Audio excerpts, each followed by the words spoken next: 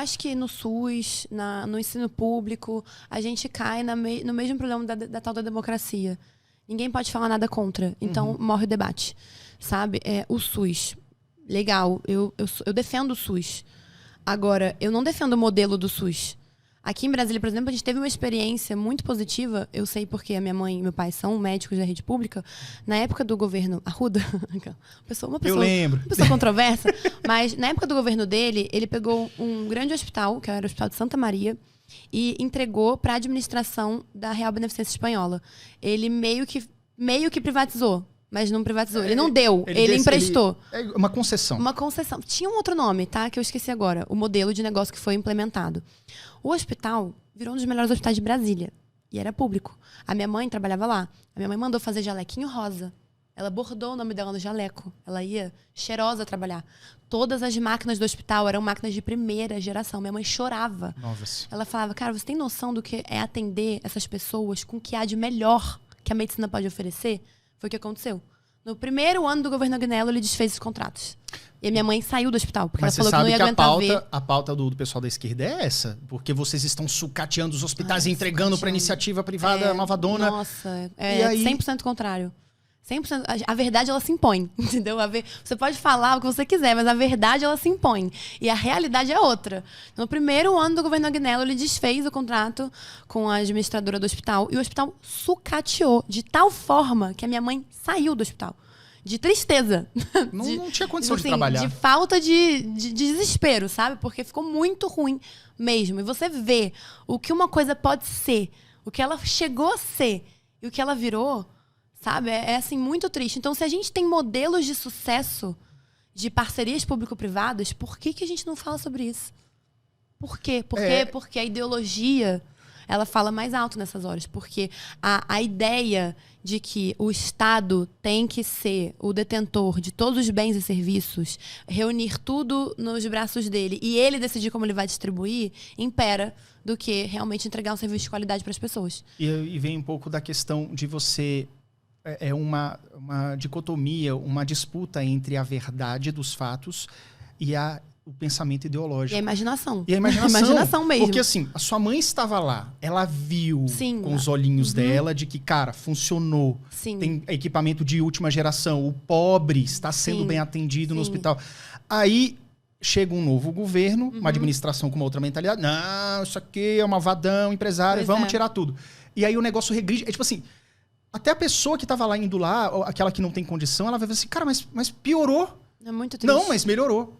Tipo assim, você impõe uma verdade que não é verdade. Não é verdade. Vai acontecer a mesma coisa agora, se Deus quiser. Cara, o Congresso vai agir muito rápido em relação a isso com a MP de saneamento, né? Fiquei sabendo. Foi assim, o Marco de Saneamento foi um projeto que foi muito feliz presenciar a aprovação dele no Congresso. Foi emocionante, porque eu acompanhei audiências, discussões e os dados, eles se impõem de maneira muito triste na sua frente, assim. Por mais que eu me considere uma pessoa que tem empatia, pense no próximo e tudo mais, você não pensa tanto. Você não acorda de manhã e fica assim, meu Deus, hoje de manhã tem alguém acordando no Agreste sem água potável. Você vai vivendo sua vida, entendeu? Você para pra pensar sobre isso quando acontece algo igual aconteceu o Marco de Saneamento. Então, eu fiquei muito assustada com o que é a falta de saneamento no Brasil, sabe? Com o que a falta de saneamento causa, com quantas pessoas morrem por falta de saneamento, com quanto é triste, com quanto deixa as pessoas sem um pingo de dignidade, um pingo, sem ter como se pedir socorro, sabe? Crianças morrendo de desinteria.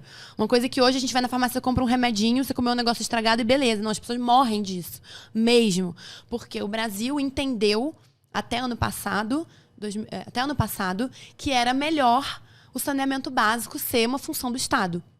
Então, os governos estaduais empresas estaduais administravam saneamento básico no Brasil.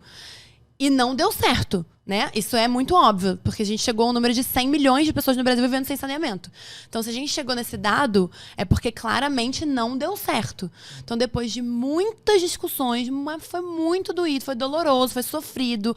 A PT, PCdoB, PSD, PSB tentaram obstruir a votação em vários momentos. Saíram da votação, depois votaram todos contrários à proposta. Mesmo assim, conseguimos aprovar o marco de saneamento. Foi incrível. E o marco de saneamento, ele estabeleceu um marco mesmo, uma data, acho que era 2033, se eu não me engano, para zerar o problema de saneamento no Brasil. Para 99,9% dos brasileiros terem acesso a saneamento até 2033. E empresas privadas têm que apresentar dados para se comprometer com esse número. Então, elas têm que provar que elas são capazes financeiramente de cumprir esse marco. Só explica um pouco mais profundamente. O marco, ele diz que o governo ele vai coordenar, mas vai ser feito parceria público-privada? Não. Como é isso? Não. O marco, ele abre, na verdade, ele obriga que exista concorrência para o setor de saneamento. Simples assim. Então, assim, uma empresa estatal pode concorrer, mas ela vai concorrer com empresas privadas. Entendi. E aí, bem provável que as empresas privadas ganhem melhor, a concorrência. Né? Então, a licitação para assumir saneamento de Brasília é obrigado a ter livre concorrência. Então, empresas privadas vêm concorrer com a empresa estatal pelo saneamento aqui de Brasília. Tá? Então, isso era uma coisa obrigatória no marco, a livre concorrência. Além disso, para concorrer nas licitações, você tem que provar que você pode cumprir aquilo que está determinado no marco. Tem um edital que é todo criterioso. Sim, e você tem que provar que você pode economicamente arcar com tudo aquilo que está e com todo esse marco de até 2033, sanar, etc, etc. Aí, aprovamos. Em 2 anos, foram mais de 70 bilhões de investimento em saneamento básico aqui no Brasil. Em 2 anos, tá, de aprovação do marco, mais de 2 anos, foi retrasado. 70 bi, é uma grana 70 boa. Bilhões investidos aqui no Brasil em saneamento. Tá? E agora vai voltar diz que vai desfazer, né? Já foram publicados 2 decretos, dando um prazo maior para as empresas estatais provarem que elas podem arcar com aquilo que elas nunca arcaram na história. Então, ele deu um prazo maior para elas provarem que elas conseguem fazer o que elas nunca fizeram. E, se eu não me engano, ele quer tirar a concorrência também mais para frente. Então,